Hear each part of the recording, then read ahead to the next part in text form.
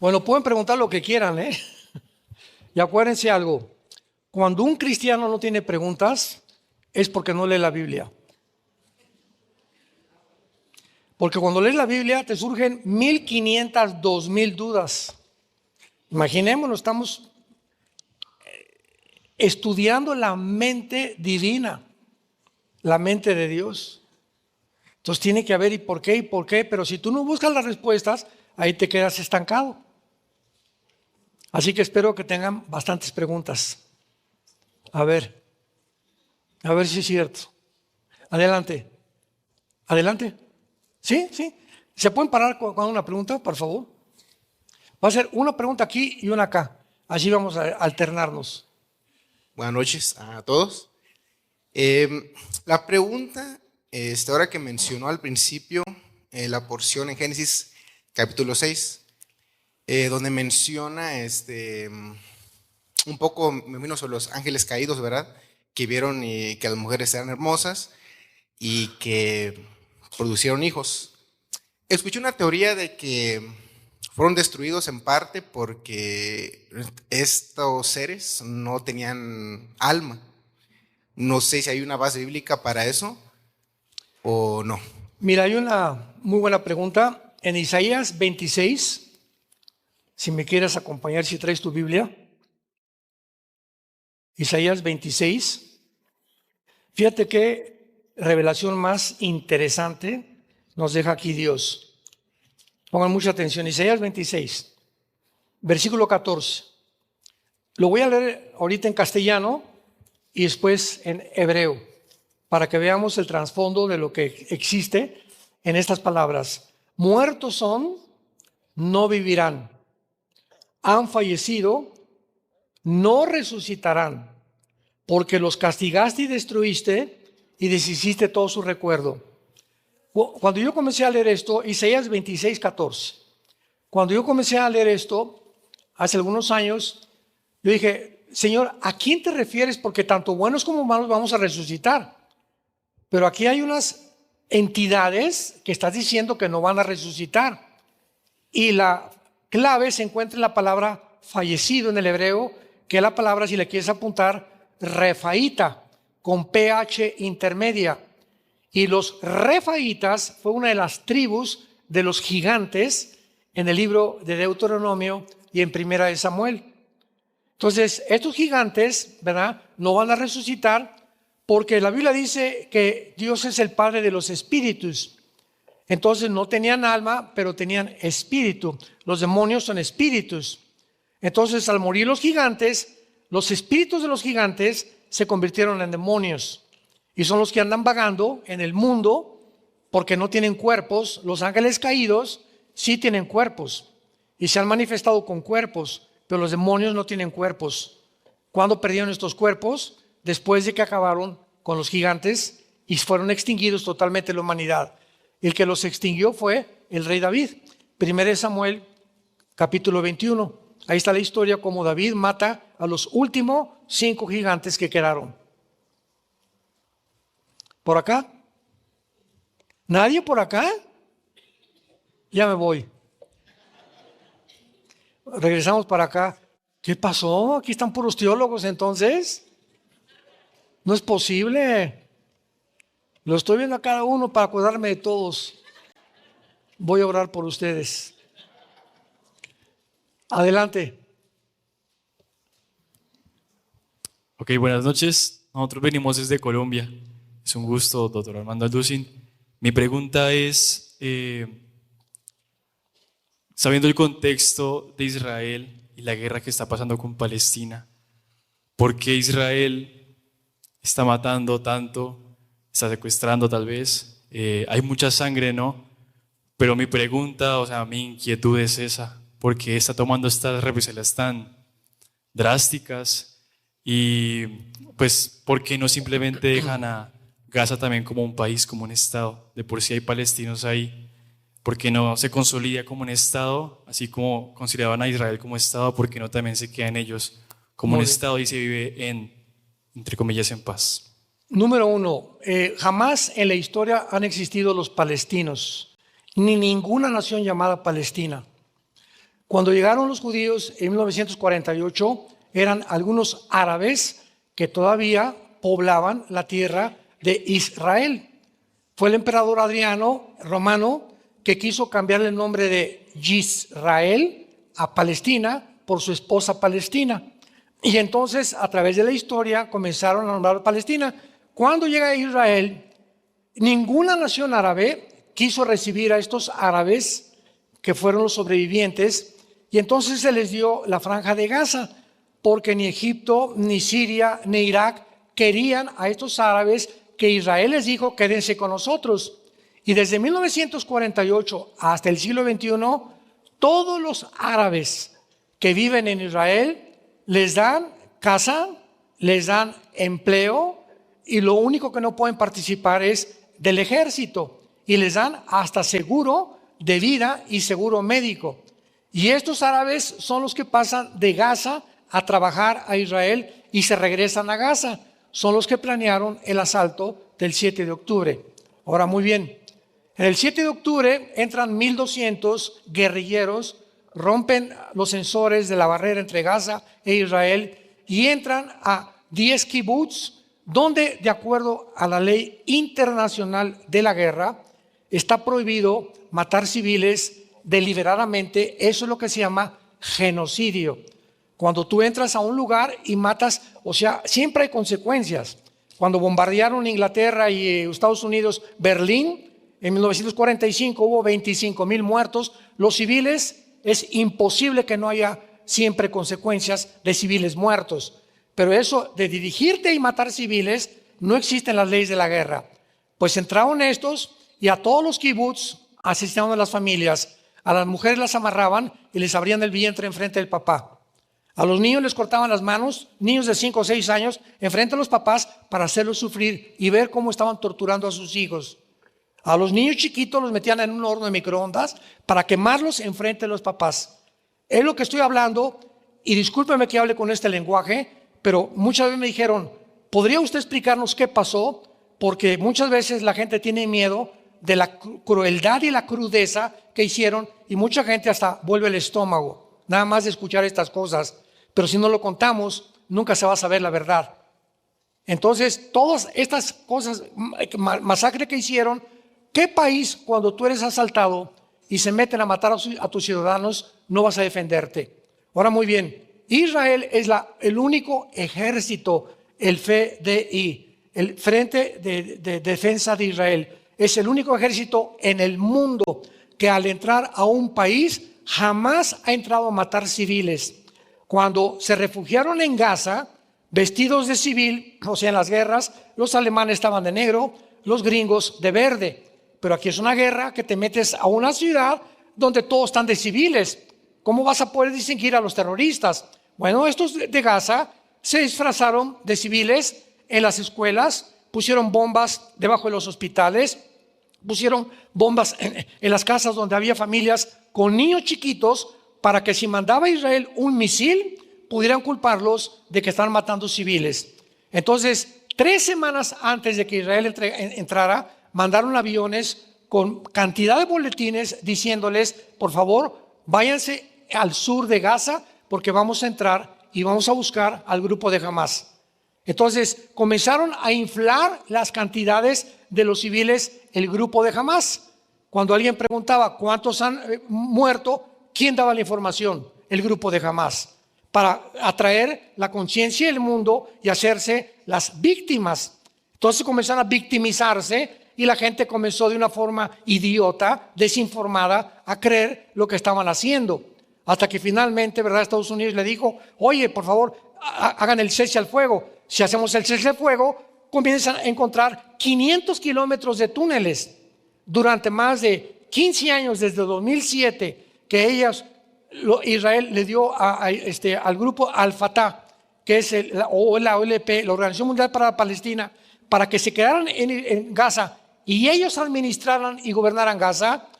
Fueron más de 65 billones de dólares que les mandaron al grupo de Al-Fatah. Pero Al-Fatah es el gobierno y y Hamás es el grupo terrorista. Entonces ese dinero no lo usó el gobierno para comidas, para hospitales, para escuelas. Lo usaron para hacer túneles de casi 500 kilómetros. Eran como topos por todos lados y la gente muriéndose de hambre. Y descubrieron cuando entraron a los túneles que los jefes de Hamás vivían en Qatar, en casas de $6 millones. Entonces ves cómo toda la narrativa, lo que la gente quiere que comprendamos, es un mundo de mentiras los que vivimos. Cuando el presidente Biden le dice a Netanyahu, por favor no vayan a Rafa, que es la última ciudad que tenía el conocimiento de Netanyahu, que ahí se escondía el líder de Hamás. Netanyahu le dijo a Estados Unidos, ya no te voy a oír. Primero está nuestra gente y tenemos que vengar la sangre de todos los que mataron civiles, porque tenemos que proteger y darle garantías a Israel, al pueblo de Israel, que esto no vuelve a suceder. Y fueron a Rafa y ahí estaba, allá, a Yayin, que es el jefe de Hamás, y ahí lo mataron.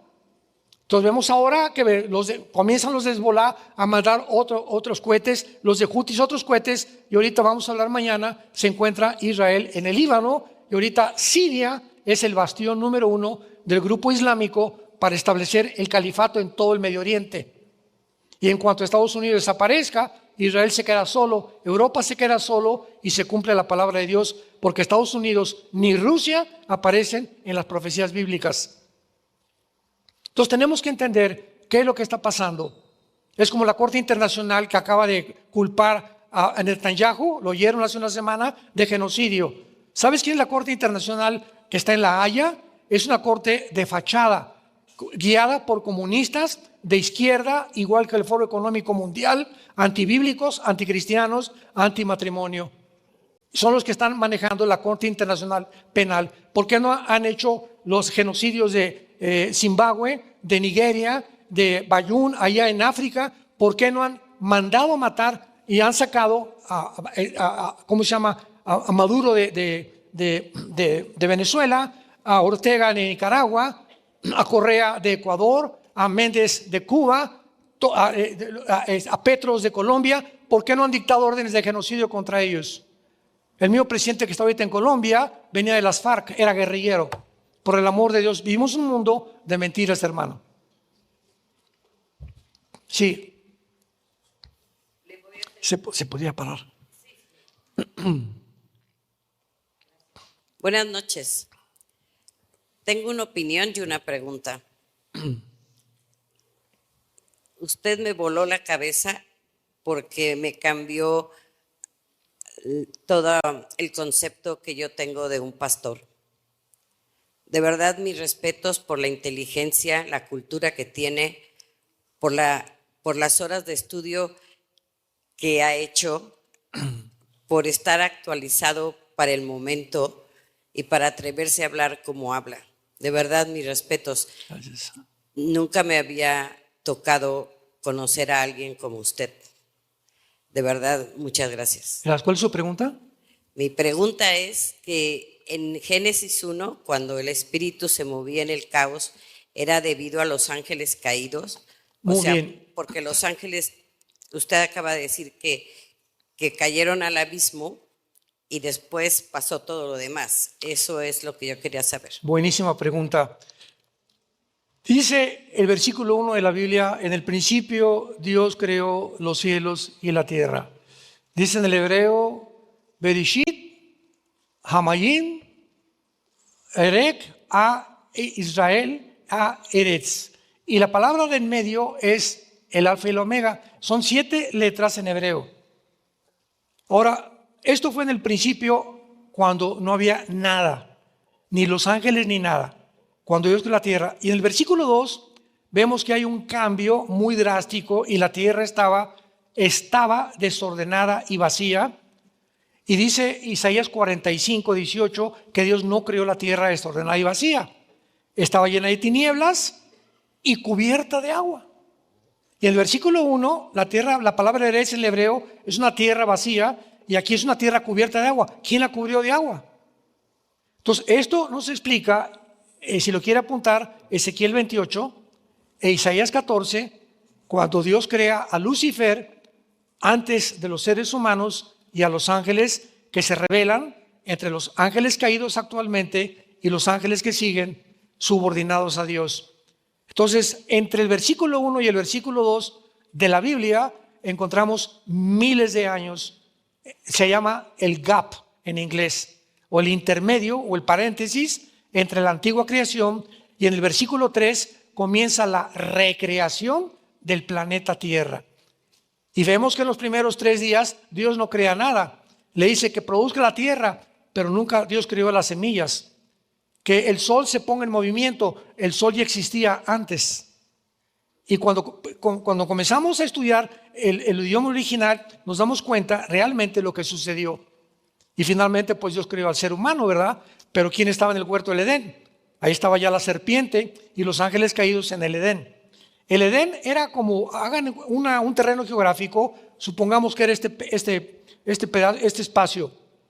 Y dice Génesis 2, pondré el huerto al oriente del Edén, o sea, en todo este espacio geográfico, al oriente, no digo al norte, ni al sur, ni al occidente, al oriente pondré el huerto y a la primer pareja. ¿Quién estaba en el Edén? Los ángeles caídos con Satanás, y le permitió Dios que entrara a atacar a los seres humanos para poder probarlos y demostrar quién era Dios. Al contrario. Sí. Buenas noches, pastor. Dios les bendiga. ¿Cómo sabemos que realmente la iglesia será tomada y arrebatada?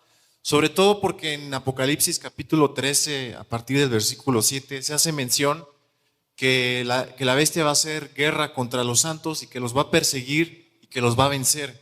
Okay. ¿Quiénes son estos santos? Muy bien. Gracias. En Mateo 24 dice, será predicado este evangelio para testimonio a las naciones y entonces vendrá el fin. Esa es la agenda que Dios le encarga a la iglesia. Pero si tú ya lees a los apóstoles, descubres en las cartas de Timoteo y de Pedro que la iglesia va a terminar en la apostasía. La iglesia no va a acabar la evangelización del mundo.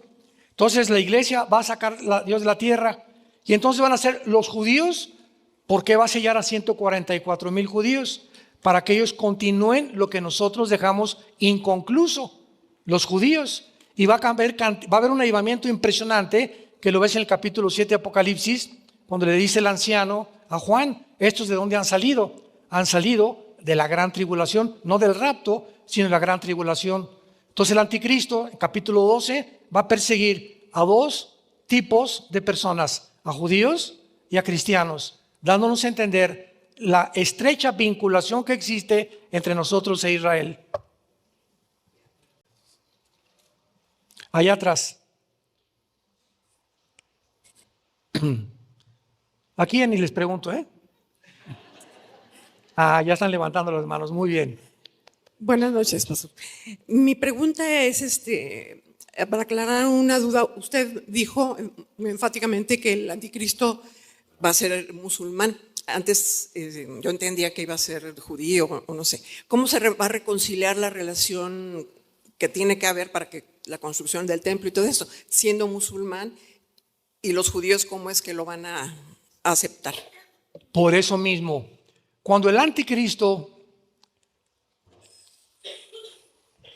apúntelo, Isaías 28, Daniel 9, 24 al 27, cuando el anticristo se siente con los judíos y los judíos tengan que recurrir a un hombre llamado, como se llame, nosotros vamos el anticristo, este hombre les decía a los judíos, les voy a prometer 7 años que nadie los va a tocar.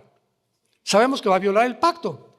Ahora, ¿qué poder podrá tener este hombre que se siente con los judíos para que les garantice y les diga a los árabes, no se metan ni a los musulmanes?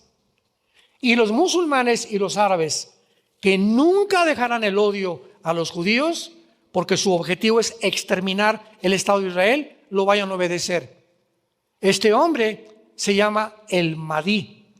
En la teología del Islam, el Islam está esperando a un Mesías, pero están esperando que surja, le llaman el 12º imán, que va a resurgir de una revolución en el Medio Oriente. Entonces, este hombre es el que le va a prometer, y el Mahdi, el Mesías de los islámicos, para nosotros es el anticristo. Entonces, un judío no podía ser el anticristo porque nadie lo obedecería.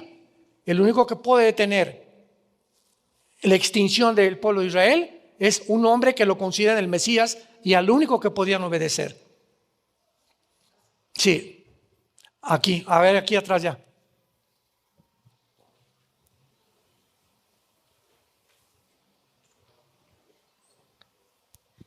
Buenas noches, pastor.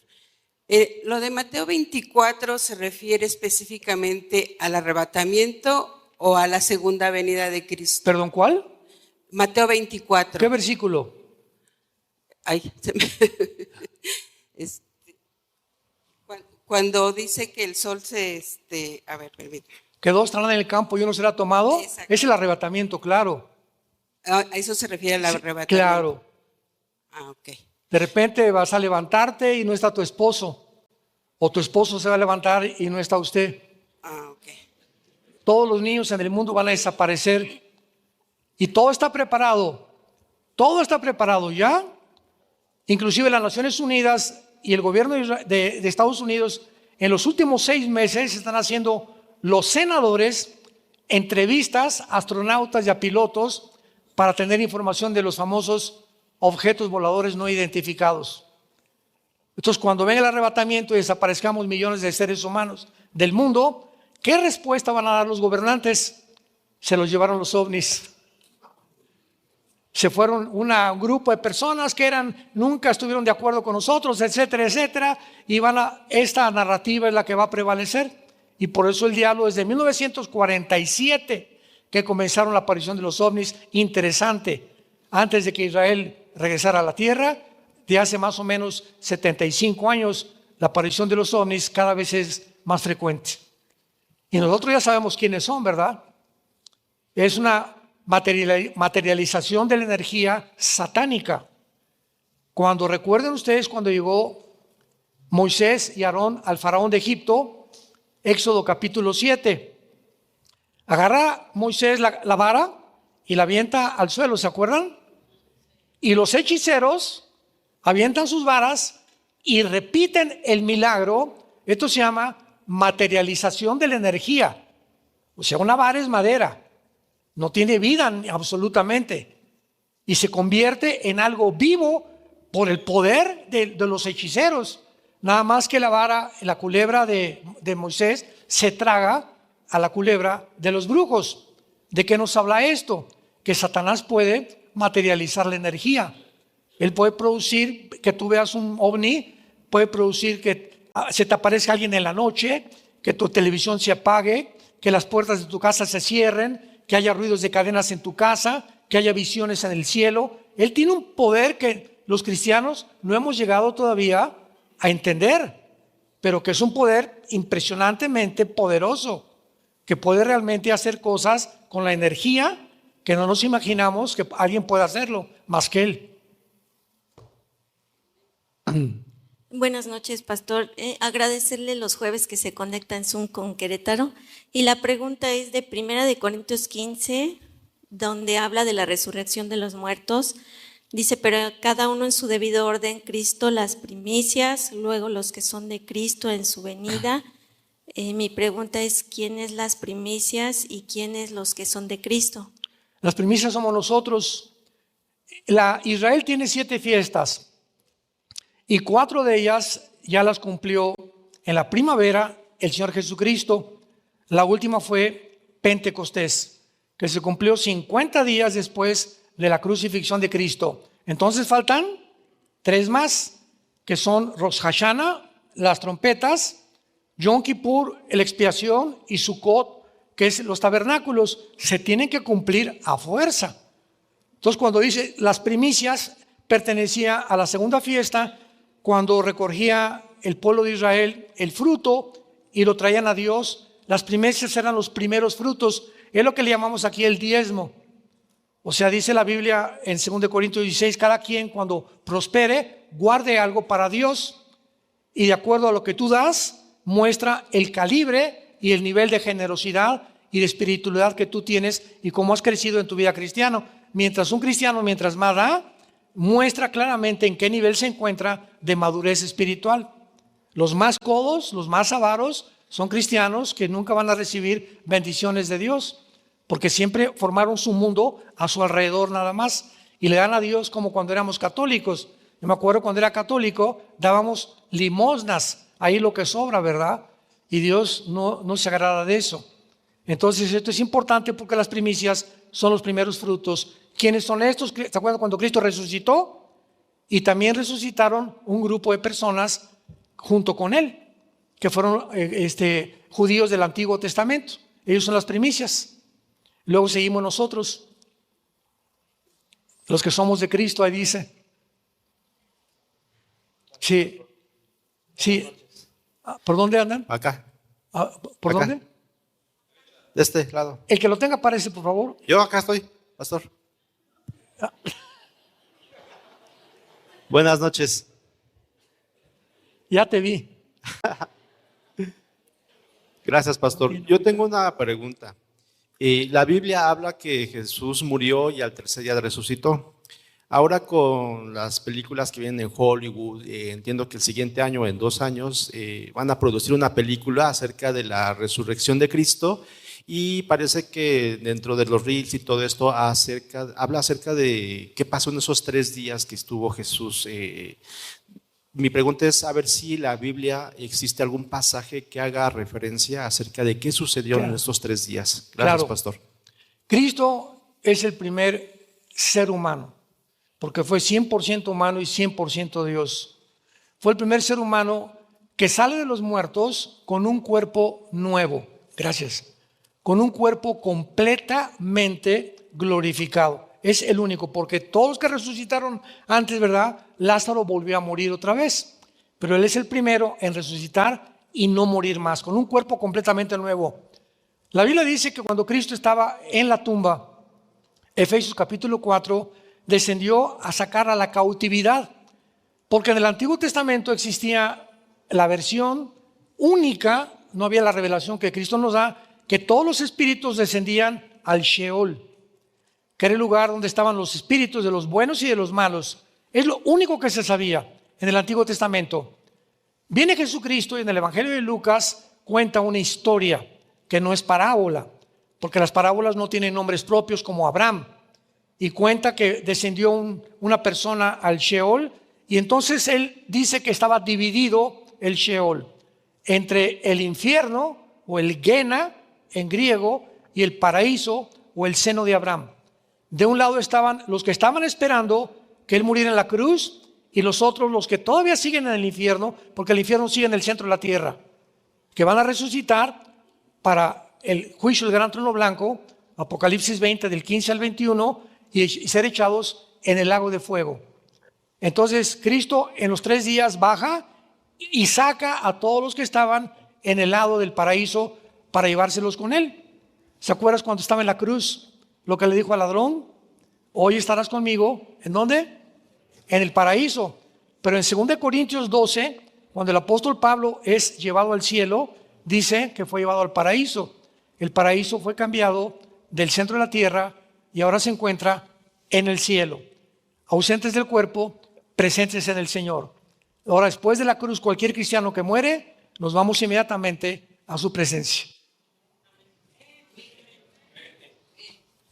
Doctor, tengo por acá, una pregunta en cuanto al tema de los 2 pueblos, porque mencionaba al principio que Israel y la iglesia son 2 pueblos completamente distintos. Completamente. Para dar contexto a mi pregunta, justo usted mencionaba en Romanos 9, hay un pasaje que he estado leyendo últimamente que dice no, en cuanto a la elección de Israel, no que la palabra de Dios haya fallado, porque no todos los que descienden de Israel son israelitas, ni por ser descendientes de Abraham son todos hijos, sino en Isaac te será llamada descendencia. Y también en Gálatas 4, en el contexto de los judaizantes, Pablo dice que todos aquellos que han confiado en Cristo son hijos de Isaac, hijos de Abraham. La promesa, de Abraham también. Entonces, mi pregunta sería, ¿cuál es su argumento más fuerte, verdad, en cuanto al tema de un solo pueblo, de Bien. que Israel? ese Israel de Dios Ok. que menciona Pablo.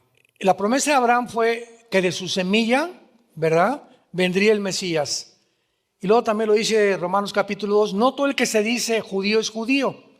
Entonces hay una descendencia de Abraham genética que fueron los fariseos. Juan capítulo 8. Y le dicen a Cristo, nosotros somos hijos de Abraham. Y Jesús les dice, sí, ustedes son judíos. Pero ¿saben? Son hijos de vuestro padre el diablo. Porque aunque son judíos genéticamente, no entienden que el judío es espiritualmente el que ha, su corazón lo ha completamente partido para que pueda realmente nacer de nuevo. Entonces, ahorita millones de judíos están en el infierno. El pueblo de Dios, el hecho que una persona sea judía no hay una garantía de que se vaya al cielo.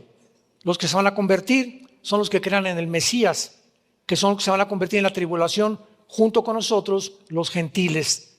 Entonces, ese pueblo Dios lo tiene apartado, como dice Elías, porque no has guardado, ¿verdad?, ni te has olvidado que hay más de miles que no han doblado su rodilla ante Baal.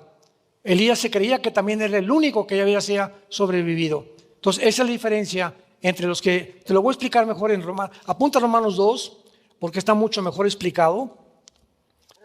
Y dice así, Romanos 2, versículo 28. Muy buena pregunta, porque hay mucha confusión ahorita al respecto. No es judío el que lo es por fuera, el que lo es exteriormente. Ni es la circuncisión la que se hace exteriormente en la carne. O sea, si tú, dice Dios, le dice Pablo, te dices judío porque te has circuncidado y has cumplido los ritos del judaísmo, eso no te hace judío.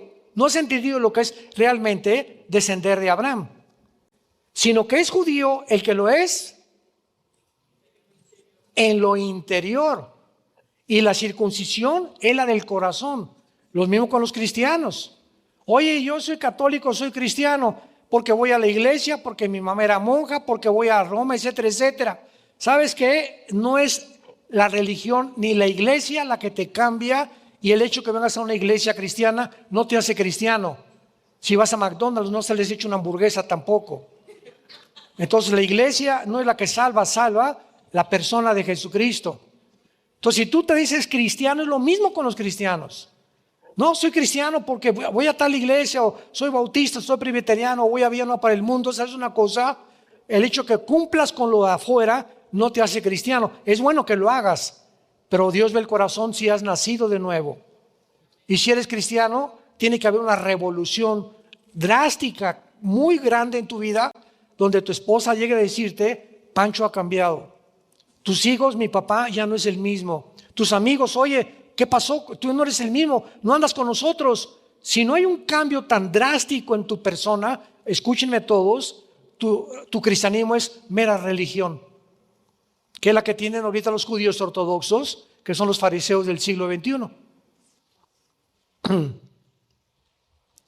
A ver, ¿quién tiene por el micrófono? Sí. Bueno, Pastor Armando Aldusi, es un gusto verle, escucharle, y pues una bendición también. Ha sido un sueño poder estar en una conferencia con usted, entonces la gloria para Dios. Durante mucho tiempo he escuchado a muchos pastores que hablan del anticristo como una persona que no tendrá definido su sexo, que ya a estas alturas de los años ya está en el mundo, y adicional a esto, pues que no tendrá una pareja. Yo siempre me he hecho estas preguntas, pero considero que usted es una persona que me puede dar una guía en cuanto a esto. De hecho, todo enfoca a saber, ¿usted considera que ese anticristo ya está acá en el mundo? ¿Es un político? ¿Usted considera que quién es ese anticristo? Te contesto con dos respuestas. La primera, estoy seguro que ya nació, dadas las circunstancias en las que el mundo ya está encaminado. Ya estamos en la última recta. Y número dos, nunca vamos a saber quién es el anticristo hasta que antes suceda lo siguiente. De acuerdo a la Biblia, principalmente en el libro de Daniel, capítulo 2, 7 9, 11 y 12 de Daniel, se van a reunir 10 naciones, 5 del Medio Oriente y 5 de Europa. Para que esto suceda, Europa tiene que quedarse sin Estados Unidos como un huerfanito Europa. Y entonces va a tener que gritar al Medio Oriente, help, ayuda del petróleo y del gas, porque Rusia va a desaparecer también. Entonces, cuando se junten 5 naciones de Europa y 5 del Medio Oriente y se forme un G10, de una de esas naciones surge el anticristo, de acuerdo a Daniel 7, 24 y 25. De una de esas naciones. Entonces, hasta que no encontremos y veamos, oigamos en los medios de comunicación que ya se formaron 10 naciones del Medio Oriente uniéndose con Europa, que esto no va a suceder en, no me imagino, 1 o 2 años más, no podemos especular quién es el anticristo. ¿Qué es el rey Felipe? ¿Qué es Obama? ¿Qué es el Papa? Puras especulaciones. El anticristo va a aparecer de la oscuridad. Nadie se imagina cómo va a poder surgir con los poderes satánicos que él va a tener, y cuando se formen estas 10 naciones va a derribar a 3 de ellas para poder erigirse él, para que las otras 7 se sometan a él, y va a sustituir a esas 3. Todo esto está en el libro de Daniel. Pero de que ya nació, segurísimo que ya está. A lo mejor está sentado ahí cerca de ustedes. Sí, adelante. No sé quién tiene el micrófono. Yo no tengo el micrófono yo. Pastor, de este lado. Pastor, buenas noches. Doy gracias a Dios por su vida, pastor. Mi pregunta es la siguiente. Los evangelios nos señalan que una vez crucificado nuestro Señor Jesucristo, subió y se sentó a la diestra del Padre. ¿Sí?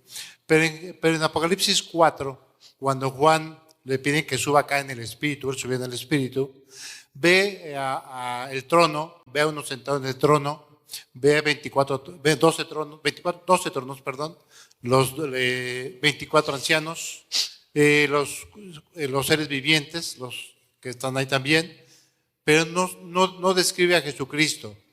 ¿Por qué no lo describe si se supone que está sentado a la derecha del Padre? El libro de Apocalipsis no está escrito cronológicamente. Por ejemplo, rápidamente, antes de contestarte, tú ves el capítulo 13, donde el anticristo ya es rey. ¿Quién como él? Y lo comienzan a adorar. Y luego en el capítulo 17, apenas se está uniendo con la gran ramera, con el sistema religioso. Y apenas se están formando los 10 gobiernos, las 10 naciones, que son los 10 cuernos, que todavía no es un gobierno. Entonces, ¿cómo es posible que 4 capítulos antes esté gobernando y hasta el 17 está manifestándose que va a comenzar su gobierno? ¿Cómo es posible que en Apocalipsis 11:7 se diga la bestia que sube del abismo y en Apocalipsis 17 diga que todavía no ha salido? Entonces tenemos que leer el Apocalipsis con mucho cuidado, como las trompetas, los sellos y las copas. Entonces el capítulo 4 es una visión del cielo, en primer lugar. Perdón, el primer capítulo es la visión de Cristo. El segundo y tercer capítulo, la iglesia. El capítulo 4, el cielo. El capítulo 5, Dios tiene un rollo. ¿Quién puede abrir este rollo con 7 sellos? Y nadie, ni en el cielo, ni en la tierra, ni papas, ni Abraham, ni Isaac, ni santos, nadie podía ser digno de abrir este rollo que contenían los juicios finales de Dios. Las 7 sellos, los 7 trompetas y las 7 copas. Entonces, por fin, Juan comienza a llorar en el capítulo 5, diciendo, pero ¿cómo es posible que si nadie los abre, no va a haber juicio del mundo? Y se acerca un anciano y le dice, no llores, la raíz de David, el león de la tribu de Judá, ha vencido para abrir los 7 sellos, y se los entregan a Jesucristo. Entonces, esta es la razón por la cual en el capítulo 4 vemos nosotros que sube Juan al cielo, ¿verdad? Que es un tipo del rapto. Y en el capítulo 5, después de que está el rapto, que vienen los juicios de Dios. Todos los cristianos no vamos a pasar por la tribulación. Amén. Yo ya me voy, yo no sé ustedes. Ya nos vamos. De veras, Estamos hablando en serio ya. ¿El micrófono quién lo trae? Adelante. ¿Qué tal? Buenas noches. Mi pregunta era más que nada respecto al milenio.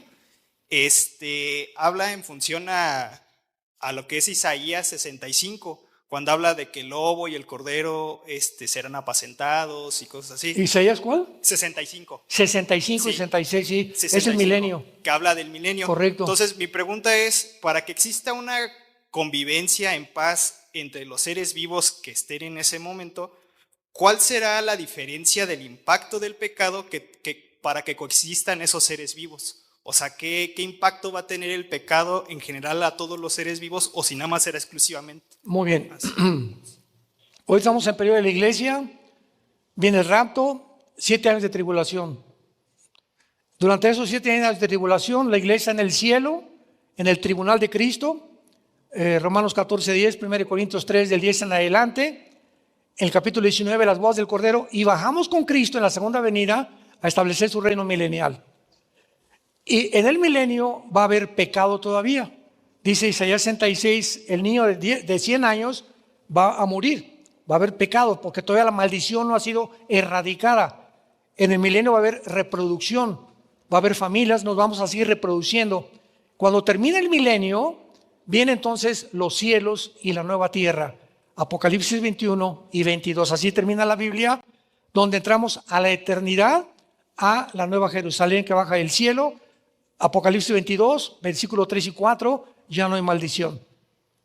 Entonces, durante todo el milenio va a haber juicio, porque se va a juzgar Cristo con vara de hierro por la rebelión que va a haber al final. Y al entrar a la eternidad, ya completamente es erradicado del universo la maldad. Y ya no sabemos más que Dios va a darnos diferentes. Dice Apocalipsis 20 que no todos los cristianos van a gobernar. Dice Juan, vi unos que se sentaron en los tronos que fueron dignos de gobernar. O sea, en el cielo va a haber soldados rasos, va a haber cabos, capitanes, tenientes coroneles, generales y reyes. Y de acuerdo a lo que hicimos en la tierra, se nos va a adjudicar el papel que vamos a desempeñar en el milenio. Por eso dice, no os canséis de hacer el bien, porque a vuestro tiempo vamos a cegar en esta vida y en la demás. Alan, ¿cuánto queda? Yo. No, ¿cómo que yo? ¿Qué horas son? Yo me tengo que dormir. No, yo quiero, no quiero ser, o sea, quiero ser decente y no quiero que. Hay mucha gente que se acuesta a las 10 de la noche y ya. ¿Perdón? 2 más. Allá. 2 más. Buenas noches. Sí. Pastor, Dios le bendiga.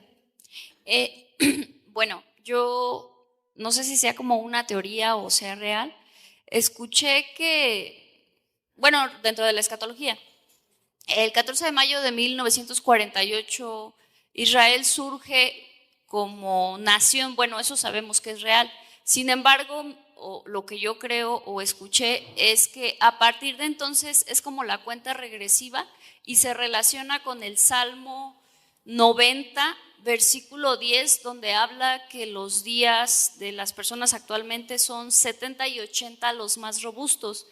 Y se supone como que a partir de ahí sabemos que cuando se cumplan 70 u 80 años después del resurgimiento de Israel es que volverá Cristo. Y a la fecha han pasado 76 años, si no mal recuerdo. ¿Sí está relacionado con la escatología? ¿Sí tiene algo que ver? Esa es mi pregunta. Mira, es correcto lo que dices, nada más que no es a partir del 48. Cuando el Salmo 90 se escribió, lo escribió Moisés hace 3000 años. El último hombre en la Biblia, en el Antiguo Testamento, de pasar los 100 años fue Josué. Moisés, ¿te acuerdas? 120 años murió Moisés, pero Josué ya vivió menos, como 115 años Josué. Y de ahí en adelante, dice Moisés, ahora la edad va a ser de 80 a 85 los que no toman Coca-Cola. Ni conchas de la tía Rosa para cenar, ¿verdad? Exagerando, ¿verdad? Pero más o menos ahí la llevo. Y entonces, en el 48 dice la Biblia que no pasará esta generación, que son efectivamente 80 años aproximadamente, que sería el 2028. ¿Cuál es el problema? Yo una vez en un programa de televisión dije lo que tú estás diciendo, casi me crucifican. No entendieron claramente lo que yo quise dar a entender y te lo voy a explicar más claramente a ustedes. El calendario judío es de 365 días. El calendario gregoriano o solar es de 360 días. En el siglo III, el Papa Gregorio cambió el calendario lunar judío de 360 a 365. Entonces, cuando nosotros sumamos 80 años, tenemos que entender lo siguiente. De Dios a Abraham fueron 2000 años.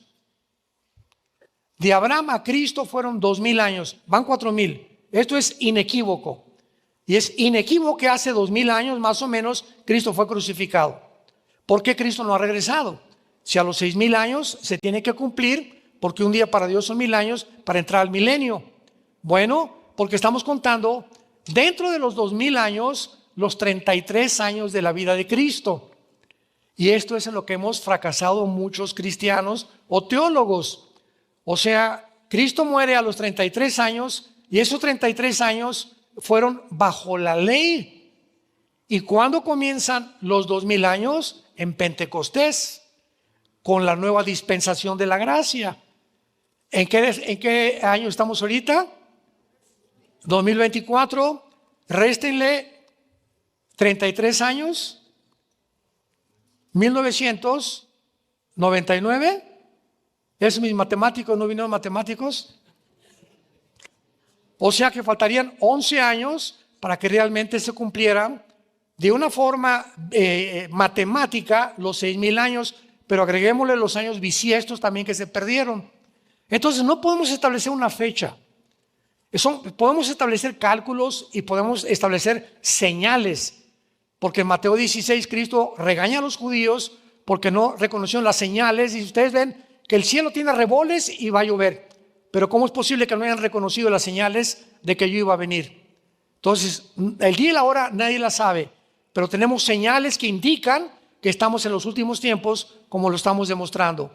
Pero ya un año exacto no lo podemos saber, pero nos encontramos más o menos en esa época. Puede ser el 29, puede ser tal vez la Agenda 2030, puede ser el año que entra, no lo sabemos. Pero nos encontramos en la última generación. Es lo único que podemos asegurar. Sí. Le ganaron. Buenas noches.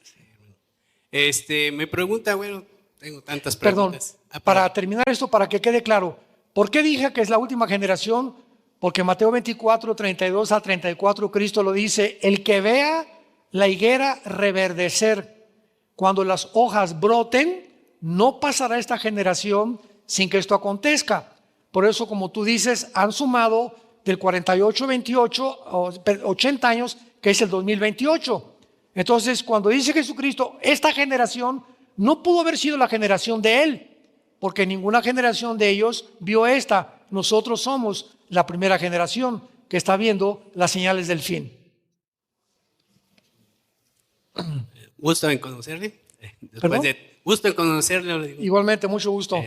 ¿Cómo te llamas? Antonio Pérez y mi familia. Pues, como dice, tantas preguntas que uno tiene a través de los años. Y pues se me vienen tantas, pero ahorita enfocado a lo que había dicho mi hijo, ¿cuál será la función de la iglesia cuando venga en el milenio? Ya ve que ahorita estaba comentando en lo que es Apocalipsis 20, que dice que bajará, ¿sí? Y unos tendrán la facultad de juzgar a las naciones. Bueno, lo que he estado leyendo. ¿Perdón, la facultad de qué? De juzgar. Ya ve que dice ahí en Apocalipsis 24, algo así. Ya ve que dice que tendrán la facultad de juzgar, pero vamos a juzgar a las 12 tribus de Israel. Exactamente. Va a volver. Van a morir otra vez, se va a morir otra vez para volver a, o cuál será la función de la iglesia. Ya ve que dice que bajará y bueno, juzgará, pero ¿cuál es la función de la iglesia? Porque dice que bajará con la iglesia, ¿no? Sí, los que mueran durante el milenio, nosotros que vamos a entrar al milenio, entramos con cuerpos glorificados. Y los que entran al milenio, los sobrevivientes de la Tercera Guerra Mundial, que entren al milenio a vivir con el derecho porque se convirtieron con el Mesías y sobrevivieron, son los que tienen que morir y resucitar al final del milenio. Nosotros ya no podemos morir en el milenio. Entonces, los acabando, santos. regresamos otra vez al cielo. No, ya el cielo va a estar aquí en la tierra. Ok. Ya al cielo no regresamos. Entonces ya estaremos reinando. Aquí en Querétaro nos quedamos. Me parece perfecto. Gracias, hermano. Ándale, que Dios los bendiga. Nos vemos mañana.